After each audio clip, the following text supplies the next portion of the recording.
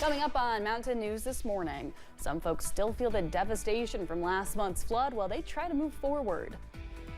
And new federal cuts are impacting the mining industry as Safety and Health Administration officials lose their jobs. Dedicated to Eastern and Southern Kentucky, this is WYMT Mountain News this morning. Well, good morning to you, Mountain family. I'm Amelia Lee here with you on WYMT, and the day is Thursday, March 13th. The time, 6:29, which means it is time to check on in with meteorologist Megan Duswall this morning. Megan, we've had that sunshine, and it's been very unexpected. Felt like summer here, for me at least, for a little bit. But I know we've got some more weather on the way. We sure do. And this morning, we're kind of saying goodbye to that sunshine with those clouds rolling in, seeing partly cloudy skies for most of your Thursday and Friday.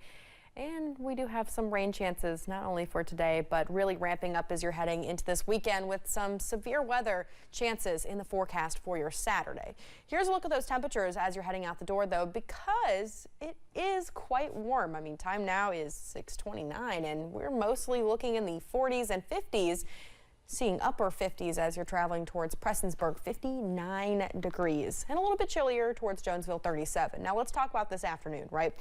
We will not see temperatures as warm as yesterday, but they are still really warm. We're talking low to mid 70s with some upper 70s popping out in Monticello, Pikeville, and Grundy. Next 12 hours, here's how we'll get to those high temperatures. Around that 4 o'clock mark is when you'll see the warmest temperatures of the day.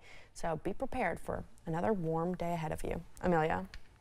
Thanks, Megan. Well, folks in Pike County say they are still anxious when they look at the forecast, hoping to see Mother Nature on their side as they work to recover from the February flood. WYMT's Buddy Forbes spoke to people in the Phelps area, some who are trying to move forward and some who are forced to sit and wait.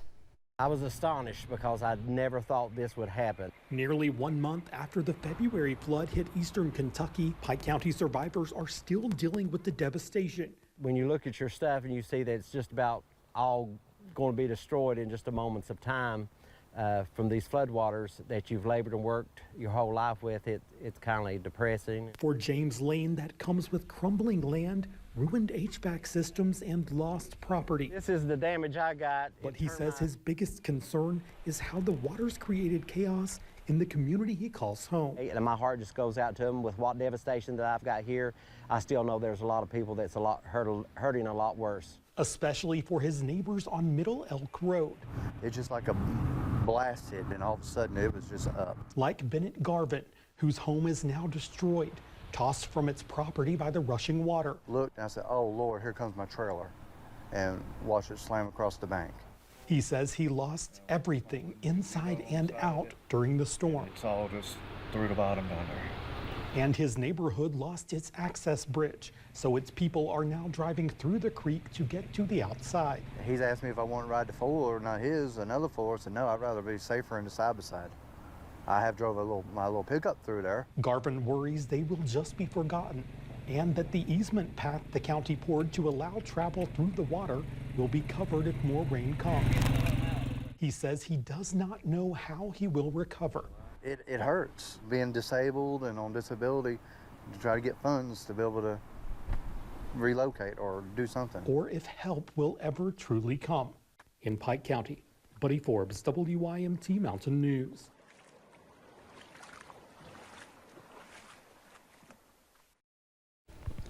The people of Middle Elk Road say they worry how they are supposed to get help if that help can't come.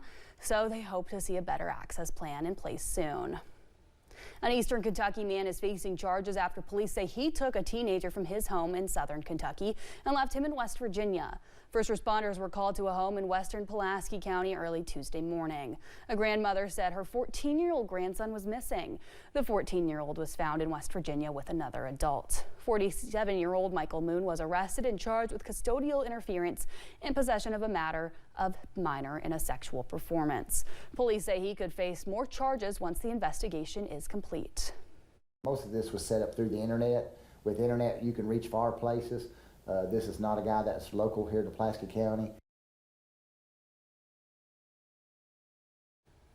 Police say, to their knowledge, the teenager was not hurt during the ordeal. State police are investigating a murder in Pike County. Troopers were called on Tuesday morning to a home in the Watts community regarding a man suffering from a mental disorder. A caller told police the man had barricaded himself in the home and was requesting law enforcement to respond. Police later found puncture wounds on Jessica Campbell Hyde to her torso area. She was pronounced dead. Lance Hyde was arrested and charged with murder. New developments in the case of a former sheriff charged with killing a district judge. The Commonwealth issued a motion to have former Letcher County Sheriff Mickey Steins examined at the Kentucky Correctional Psychiatric Center. This pertains to Steins and his attorneys planning to use an insanity defense in the death of District Judge Kevin Mullins. In the letter, the Commonwealth says Steins will be examined to see if he has a mental defect that bears on the issues of guilt and punishment. A former fire chief is accused of stealing money. Former Letcher Fire and Rescue Chief Gary Rogers was indicted by a Letcher County grand jury. He was charged with abuse of public trust of more than $10,000, but less than $100,000. The indictment says this happened between July 2017 and August 2019. A South Carolina woman is in jail after she led police on a high-speed chase in Floyd and Pike counties. Police responded to a complaint on February 28th that a Honda pilot was driving at excessive speeds. Police tried to pull Stephanie McGuire over, but she took off southbound on US 23. She was eventually arrested near Cassidy Boulevard in Pikeville after hitting a stopped vehicle. McGuire was taken to the Floyd County Jail. The federal government terminated leases for 29 mine safety and health administration offices across the country, and that's according to the Department of Government Efficiency. It includes 6 locations in Kentucky. Kelsey Soto takes a look at what this means for coal country and why some are worried about the welfare of workers. With a new administration, changes are expected. I can't say that I anticipated just the wholesale closure of every mine safety office in eastern Kentucky. For Willie Dodson, the Coal Impacts Program Manager for Appalachian Voices, the announcement of the shutdowns came as a shock. Undermining mine safety regulation is cruel and callous and makes no sense at all. And I really encourage everybody to reach out to their senators and representatives and say, hey, you've got to fight back. 6 mine safety office leases are slated to be terminated in Kentucky, more than any other state, even though the Commonwealth is not the top producer of coal. DOJ estimates it'll result in $2.3 million saved. There are still more than 100 active mining permits in the Bluegrass State, producing millions of tons of coal each year. Dodson argues they need more resources, not less. This is all best case scenario that they're just transferred to Lexington. If they're let go, then I'm just really terrified at what that means for coal miners. All underground mines have to be inspected quarterly and surface mines twice a year. Dodson tells me their work is vital. Electrical malfunctions, mechanical malfunctions, methane concentrations, silica concentrations, trip and fall risks that can be very serious in like unlevel and dark and dusty atmospheres. Just all kinds of things they have to be inspecting for. According to the Mine Safety and Health Administration, 10 minor fatalities happened nationwide between January 3rd and March 5th of this year.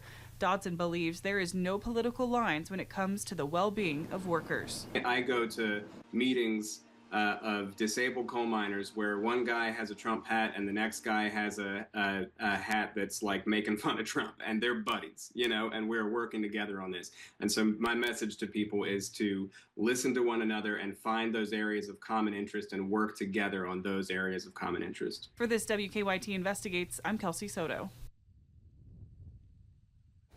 We reached out to Congressman Hal Rogers about this. He told us tonight, quote, we only have 2,545 coal miners left in eastern Kentucky after the war on coal decimated the industry in central Appalachia. More than 1,400 coal miners in our region have been sent to the unemployment line over the last 17 years, while MSHA offices have remained well-staffed. Unfortunately, there aren't as many mines to inspect in eastern Kentucky anymore, but every job matters in our region. I have reached out to MSHA for details on the office closure. The EPA announced a series of actions to roll back landmark environmental regulations. They include rules on pollution from coal-fired power plant, climate change, and electric vehicles. The EPA says the rollback will eliminate trillions of dollars in regulatory costs and hidden taxes, lowering the cost of living for American families. In 2023, coal-fired power plants supplied 68% of Kentucky's electricity, but that's down considerably from 2004 when it was 91%. A bill that would stop prisons from offering sex change treatments is moving forward. Senate Bill 2 passed the House Judiciary Committee yesterday morning. It would ban prisons from performing gender reassignment surgeries and prescribing gender-affirming hormones. Supporters argue these surgeries are elective and should not be funded by tax dollars. Opponents argue that it would hurt inmates who need these treatments. Every Kentuckian is impacted when it is their tax dollars that is being used in our prisons. This is targeted towards one specific group of people when there are lots of other surgeries, lots of other drugs, lots of other things happening in prison that you're not taking care of. Lawmakers testified that no inmates went through with the surgeries yet, but that 67 Kentucky inmates are receiving gender-affirming hormone treatment. The bill will now be voted on in the House.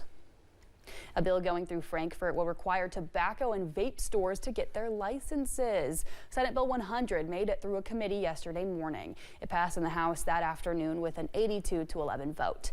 It would create a licensing division for smoke products, similar to the one that regulates alcohol sales. The bill was amended in the House, so it will have to pass the Senate again before it goes to Governor Beshear's desk. Yesterday, Governor Andy Beshear signed a bill to fight sextortion. Senate Bill 73 passed unanimously in both the House and the Senate, and the bill makes using images for blackmail or exploitation a felony in the Commonwealth. And a bill to remove diversity, equity, and inclusion, or DEI, from public colleges and universities in Kentucky took another step forward. House Bill 4 would also bar scholarships based on race, religion, sex, color, or national origin. The Senate passed the bill mainly along party lines, and it now goes back to the House for discussion on an amendment added to that bill.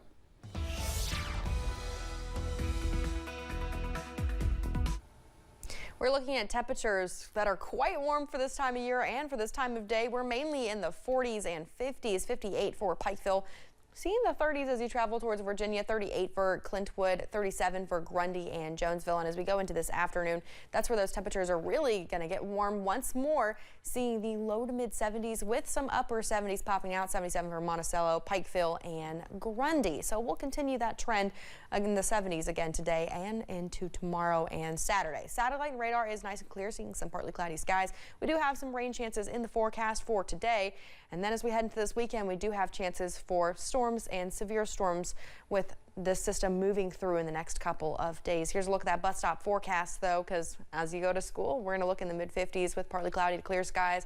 And by the time you head home, we'll look in the low 70s with partly cloudy skies. Amelia. Thanks, Megan, and thank you for joining us at 6:41. Still to come on Mountain News this morning. Federal lawmakers are still hammering out a resolution that would keep the government open, but the clock is ticking with the deadline right around the corner.